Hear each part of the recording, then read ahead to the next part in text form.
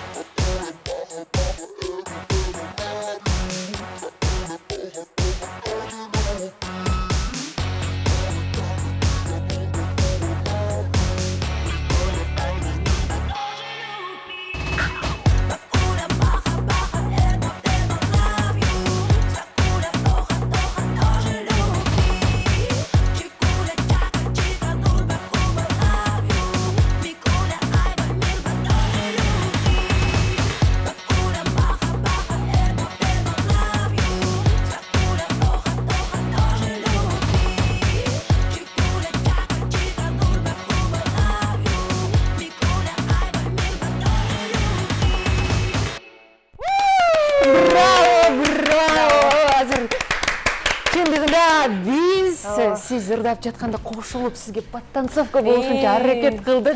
Кыргызга түшүп саламатсыздарбы? Саламатсызбы? Саламатсызбы? Чарчападыңыз, ошо келиңиз олтуруңуз. Келиңиз демалыңыз. Саламатсыздарбы? Жакыныраак олтуруп алыңыз бизге. Ооба. Жакыныраак отурайынбы? Же биз сизге жакындайлы. Кечирсеңиз мен деле жылалам. Ошо эфир менен пайдаланып, мен дагы ошо жалпы биздин айымдарды кирип келген жаз айы менен куттуктагым келип турат. Ар дайым сұп-сұлу жап-жаш бойдон кала бериңиздер демекчимин. Биз болсо суктанып жүрө берели. Рахмат, айтканыңыз келсин, келиңиз. Дем алыңыз. Дем алалы. Билбейм, сиз ырдап аттыңыз, айганыш экөөбүз тер кеткенче ушунча. Билетиңиздерби? Ырдын биттеринде кеп жок экен. Анан кээ бир жеринен түшүнбөй калып аттык, сизден ошону кененирээк сурайлы дедик. Ыр жөнүндө мен жөнүндө айтып бериңизчи. Мен деген чыгарма жеке ошо менин жашоомдон алынган.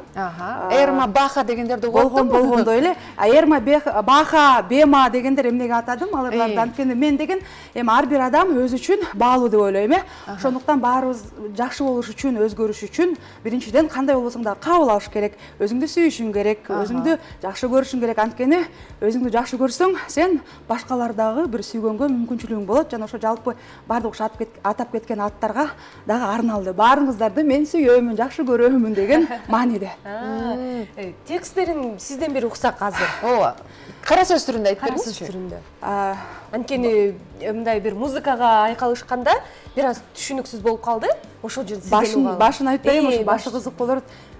Күйөөгө тийсем ал мени көчөгө кууп чыкты. Күнөөлүү болдум, бирок башка жигит таптым мыкты. Күйүштүк, сүйүштүк, бал тили деди фигура. Ухты! Көрсө аялы бар экен да келип бетим түттү. Оң колумда ляля, сол колумда микрофон. Тытынып ырдап келсем, бир жыл эмес, а жыл 10. Ооба. Эми сахнада жүргөнүмө 10 жылдан да ашты да, керек болсо 20 жыл болуп кетти. Ошондо бул автобиографиялык чыгарма деп айтсак болот экен да, кайсы бир учурунда. Болгондой эле. Автобиографияга да кирип калат. Анткени мен ойлойм, ошо жалпы биз бардык рэперлерди алганда дагы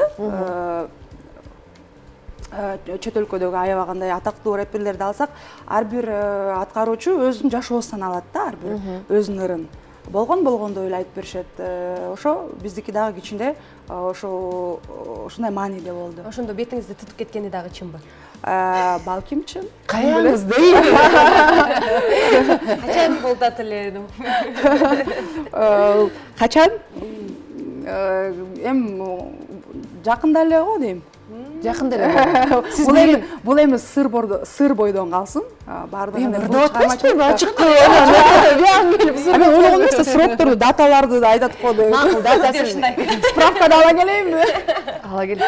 Негизи эле сиз билген эмессиз ал туурасында? Билген эмесмин. Анан кандай болду? Бир эле учурда ушундай эки бирдей маалыматты кабыл алыш, сүйгөн инсаның, сен ал инсанды мендикмин деп жүрөсүз, анан бир күнү эле жубай келип атат. Ал кандай сезим экен? Эми бул кичине бул жактан ар бир нерсени кабыл алыш керек деп ойлойм. Бул деген жашоо айымды түшүнүш керек деп ойлойм. Жана бул жактан эч ким күнөөлүү эмес деп ойлойм. Болгону бул деген ушундай бир жашообуздагы бир этап. Мырза да күнөө. Ооба, мен ойлойм, күнөө эч кимде эмес. Анткени ар бир адам кабыл алыш керек ар бир нерсени. Жана мен ойлойм, жалгыз мен гана ушундай ситуацияга кабыл алган жокмун депчи. Бир өз жөнүндө айтып кетким келет мен. Бардыгы нормалдуу эле деп ойлойм. Ар ким бактылуу болууну эңсеген бул кырдаалда турабы? Каалагандай бактылуу болуусу бир эмеси бар, выбор деп коет, ар бир өзүнүн выбору бар деп ойлогонсуз. Бул ыр менен деги эле менин чыгармасы менен сиз көрөрмандарыңызга эмне берейин дедиңиз эле? Мен ушул нерсени өзүңүз жөнүндө кабардар болсун дегенсизби же ушул нерсе кайталанбасын дегенсизби? Айтыр, бунун түпкү тамыры эмнеде жатат? Максаты эмнеде? Максаты эч нерседе эмес. Максаты бул менин каалоом, болгондой эле ырдаш. Бардыгын ачыкка чыгаруу, эчтеке жашырбай эле. Мисалы үчүн мен мындай инсан экенмин да, жашыргым келбейт эчтекени. Анан кооздоп ар бир нерсени бардыгы сонун деп болгондой. Сонунбу сонун. Сонунбу сонун. Жакшыбы жакшы. Жаман болуп атам да. Бирок негизи эле мен позитивдүү жүргөнгө аракет кылам. Ошондуктан бир эч максаты жок, болгондой эле бул менин каалоом. Болгон ошо анан ар ким өзү угуучу эми кабыл алат окшойт. Ооба, өзүнө керектүүсүн кабыл алат. Керектүүсүн кайсы жерин болсо кабыл алат. Анткени бул жакта бүт нерселер айтылган бул ырда. Сөзүн дагы өзүңүз жазгансыз, обону дагы сизге таандыкпы? Жоқ, обону чоң иштешкен аябагандай мыктуу композитор, аранжировщик, продюсер Эркин Мейркановго таандык. Идея дагы айтып кетиш керек, анткени бул деген идея бул эң маанилүү. Жана сөзү болсо Жанар Камбаралиева менин курбу кызыма таандык, анткени Жанарга эмнеге жаздырдым? Ал экөөбүз 2013-төн бери доспуз. Ошо эмнеге кайрылганым мындай аябагандай жөнөкөй кылып мен түшүнгөндөй кылып жазып берди. Жана ошо 3 мүнөткө ар бир ошо автобиографияңды киргизиш оңой эмес экен да. Негизи элечи. Мына мен азыр канча жашка келдим? Айтпай эле коеюн. Мына ошонун баарын киргизгенге 3 мүнөт биз күтүп отурабыз. Муундарында чак келдиртип, мындай ырдаганга да оңой болгонго дагы мындай аябай жакшы жазып берди да.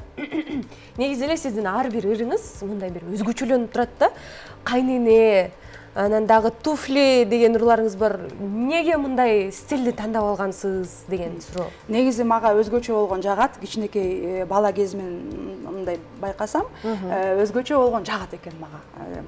Мисалы үчүн үйдө алган кийимдер болсо дагы мен аны деген мисалы үчүн дүкөндөн алганда дал өзүндөй кийчү эмесмин да, бир жерин кесип, бир жерин тигип, мага жаккан бут кийим болсо размерине карабай алчумун. Чоң болобу, кички болсо эми албайсың, чоң болсо алчумун да. Анан ошо бара-бара мына музыкалык мектепти бүттүм, анан кийин консерваторияга тапшырдым. Ошондо байкасам, ошо чыгармачылыкка аралашып келип, ошо мындай дагы жөнөкөй ырларды дагы ырдаганга аракет кылдым негизи элечи, мындай сүйүү жөнүндө мындай мисалы үчүн канча бир жыл карасак. Анан ал кезде мен көп жакшы мындай түйүнө жетип мындай түшүнчү эмес экенмин да. Ошондо мен деген Динара эже, Динара Бейшеналиева аябагандай атактуу акын, ошо бир дүкөндөн Бишкектен ошо китеп сатып алгам.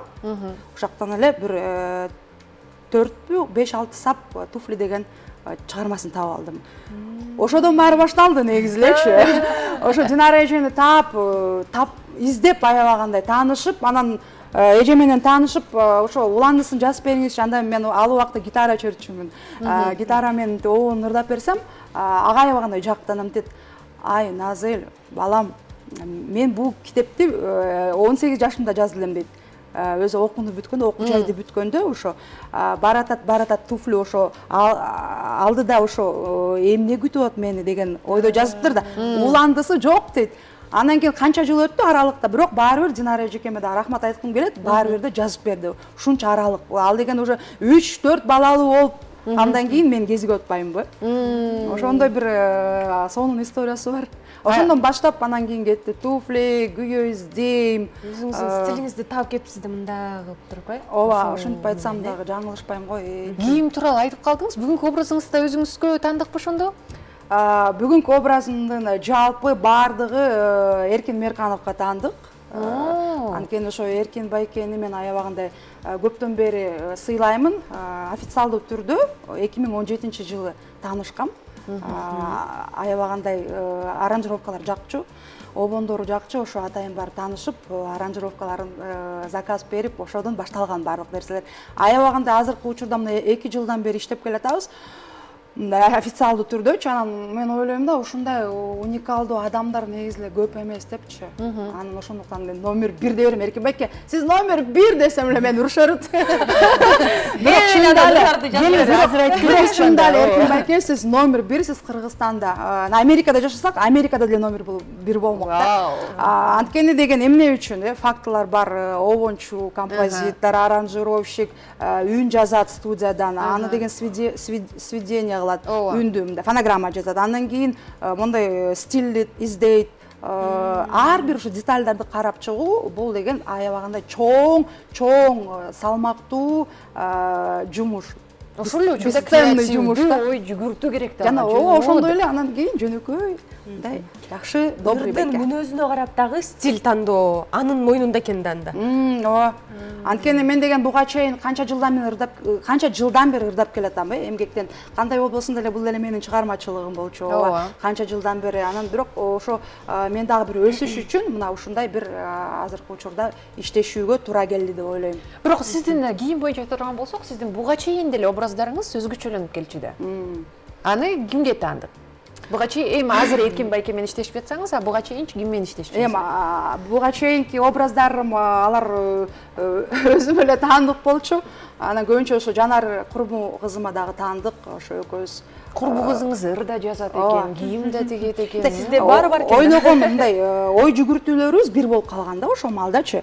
Ой жүгүртүүлөрүбүз мындай чогуу биздин максаттарыбыз, балким көз караштарыбыз мындай окшош болуп калган да. Анан ошо өзүм эле мындай тандап эметөрчүмүн. Көбүнчө ошо таандык өзүмө таандык болчу. Эң дагы да болсо өзгөчө образдарды күтөбүз. Азыр болсо да биз сурообузга өтө турган болсо. Ооба жок деген кыскача, буга чейин угуп деле жүрсөңүз керек. Айымдар арасында достук барбы? Жок. Кызыңыздын мүнөзү сизге окшошпу? Жок. Мырзанын материалдык абалына карайсызбы? Ооба. Шоу бизнесте сүйүүсүн билдирген мырза болгонбу? Ооба. Бала кезде үйдөгүлөргө таарынып үйдөн чыккансызбы? Жок. Комплексиңиз барбы? Комплекстер ооба. Сиздин ачык шайыр мүнөзүңүздү пайдаланып туура эмес мамиле кылгандар болду беле? Жок. Милиция кызматкерлери менен конфликт болгонбу? Жок. Пластикалык өзгөртүү кылдыңыз беле? Оозумду бир аз чоңойтком ошо киреби пластика? Кирбейт го дейм Жок. Жок, макул. Мазель дагы деле күйөө издеп жатабы? Ооба. Акыркы жооп жакты мага. Каяктан издеп атасыз? Биз да издеп чыгабыз. Азыр эме Жаш гвардия 59-тан кана барбы, балким мындай бойдок оператор экен. Ай, мындай да негизичи. Күйөө издеп деген боюнча. Күйөө деген любой жерден мындай издесеңер болот, кыздар. Анткени бул деген бакытты любой жерден тапсаңар болот. Мына мисалы үчүн азыр чыгып деле мына такси тосуп деле балким силер мындай второй половинкаңарды мындай көрүп каласыңар да. Анан ошондо не теряйтесь дебейм. Ошо сабактан өтүп калды. Келиңиз анда баштайбыз. Ар бир жактан издеш керек. Бул деген Кудайдын буйругу да. Анан мынтип отура берсең үйдө же студияда отуруп, студиядан түз чыгып алып үйгө кетип калсаңыз, барып жатып алсаңыз, каяктан таап алат? Каяктан таап алат? Келбейт ал өзү. Айтып койдуңуз го? Сиздин жашабыңызбы? Ошондуктан чогуу издейли бүгүн актаншып эфирде. Бизге чейин буга чейин келген коногубуз айтып калды го, эгерде айым өзү издеп келип, анан өзү сезимдерин билдирсе, анан биздин мырзалардын алдында өзүн баркын түшүрүп алат деген. Сиз ага кандай карайсыз? Айымдар өзүнүн бирөөнү жактырып кала турган болсо, өзү эле издеп таап, мен сени жактырып калдым деп айта берсе, нормалдуу нерсеби же нормалдуу эмеспи? Мен ойлойм, нормалдуу нерсе. Эми ал ар бир адамдын, эркектин өзүнүн тарбиясынан окшойт да. Анын көз караштары ар кандай болот, адам деген ар кандай болот, ой жүгүртүүлөрү ар кандай болот. Балким ал мырзанын ою ушундай. А сизге кандай ошондо? Сиз бирөөнү жактырып калсаңыз барып эле дароо айта бересиз да турабы? Мен намек ыргытам. Биринчиден намек ыргытыш керек. Кантип? Мен бул мастер-класс болуп кетти. Жаздырабыз биз анда. Биринчи. Ана телеграмдан ыргытып жүрбөйбү? Азыр баары билип алабы? Азыр баары билип алып. Бизди көрүп атканда кыздар да көп калсын да. Ай, мен деле жакшы ушу намек ыргыта албай атам окшойт. Анда эле дагы бирөөнү таппайлыбы? Анда мен дагы эле күйөө издеп жүрөм. Анда издеп болчу мында десең. Ошо да. Бир жакшы мындай жаңы эле сып-свежий күйөө тийгендерге барып, анда көрө салайлыбы? Ошентип эле. Кызыңыздын мүнөзү сизге окшошпу дегенде жок дедиңиз. Кандайдыр бир окшоштуктары дагы жокпу? Мисалы сиз айтып калдыңыз, бир кийимди алганда эле алдыны ошол бойдон кийбейт элем, башкача кылып өзгөртөт элем деп. Кызыңызда ушундай бир касиеттери барбы? Андай касиеттер жок кызымдын, бирок өзү тандайт. Мен дагы ушундай бир мүмкүнчүлүктөр түзөм, өзүнүн тандоосу болуш керек. Мен азыркы убактан баштап үйрөтөм. 2-3 кийимди көргөзөбүз, анан ошонун бирөөсүн тандалыш керек. Эң туура деп ойлойм. Тандаганды билиш керек. Андай мүнөзү жок, бирок мен жактан аябагында позитивдүү кызым, ошол жер окшоштуктарыбыз бар, позитивдүү, бирок мага окшоп чыр эмес. Мен кээде чыр болуп калам. тамаша. Азыр сиз ырдап атсаңыз ушундай колдоо көргөзүп турду. Мен бул жактан бийлеп атам, кызыңыз болсо кадрдан сырткары кошо бийлеп атат. Мен мага кошуп чындыгындагы аны сиздин колдоосу, сиз үчүн кабатырланганын баардыгы ошол көзүндө өзүнүн кыймыл аракетинде биле алдык окшойт. Өмүрү uzun болсун дейли. Анан мен айтканыңыз келсин. Жогоруда айтып калдыңыз, шоу бизнесте сүйүүсүн арнагандар болгон деп. Билсек болобу кимдер? Ал азыр үйлөнүп алган да. Жакшы да кайра айтып. Бетимди дагы бир жолу тутуп кетпесин келип. Экинчи жаралаттан да. Экинчи. Ошон үчүн айтпай эле койчу, бетим тутмай эмес эми. Сүйлөшүп жөн эле айтып атам, сурап калышты. Ошондо азыр ишенич жок, бирок сурап калышты деп. Комплекстер жөнүндө сөз кылсакчы. Азыркы учурда мен ойлойм, менде комплекстер бар, азыр деле бар. Бул деген бала кезден калат экен да, ошончо байкасам. Бирок азыркы учурда аябагандай ой жүгүртүүлөрүм башкача. Мен деген бир 4-5 жылдан бери аябагандай мындай психология китептерин көп окуп калгам да. Анткени бир убакта ошого туура келген да шарттар. Анан бара көптөгөн аудио китептерди ошо изилдеп отуп көрсө менде ошо комплекстер бар экенин каяктан билдим дейсиздерби? Жана лектор болуп кетейин. Тренингке кош келиңиздер, акча келиңиздер деп бизге берип кое бериңиздер. Угуңуздар назелди дейли. Тиги таарынчактыгым аябаганда өтө болчу да. Ошо таарынчактым, эмнеге мен таарынчактым деп изилдей баштадым да. Анткени деген мындай башка адамдарды көрөм да, мындай мимо ушей деп коет го. Эчтекени кабыл албайт да, жакын мен жүрөгүмө аябагында кабыл алып болчумун да. Көрсө ошонун баары комплекстен экен. Мен ошону изилдеп таптым. Ошол үчүн эле. Ошо азыркы учурда бардыгы сонун эң негизгиси. Ушундай эле улансын дейбиз. Албетте биздин дагы эфирибизге келип, сонун маек куруп бергениңизге, сонун чынчыл жоопторду бергениңизге өзгөчө эмоциялар үчүн ыраазычылык билдиребиз. Азыр болсо, Назел айымды дагы бир музыкалык чыгарма менен сахнага чакырып алалы. Ооба, азыр ушул жерден кыска нуска эркин микрофон суналы.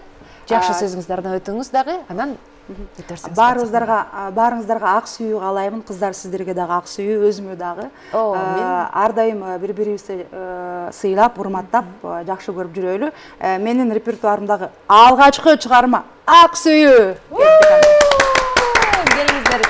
Бир гана сиздер үчүн жаңырат азыр Назел айымдан алгачкы жолу сиздер угат экенсиздер анда. Ооба, чындыгында ак сүйүү ар бир инсандын жүрөгүндө жашабаса дагы эң негизгиси сиз күткөн жашап көрө элек болсо, даамын биле элек болсо сөзсүз түрдө келсин дейли да дароо эле Назел айымды кол чалуулар менен.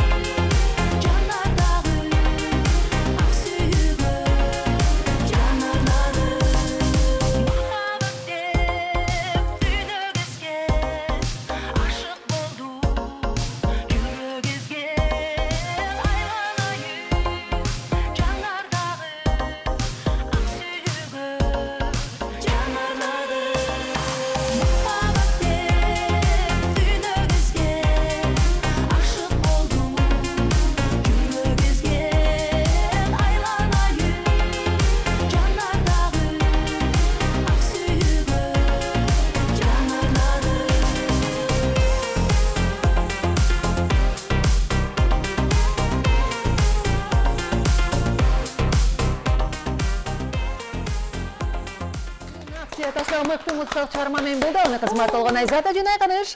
Көрішкөнчө, қайрадан кейінгі эфирлерден амандашқанча.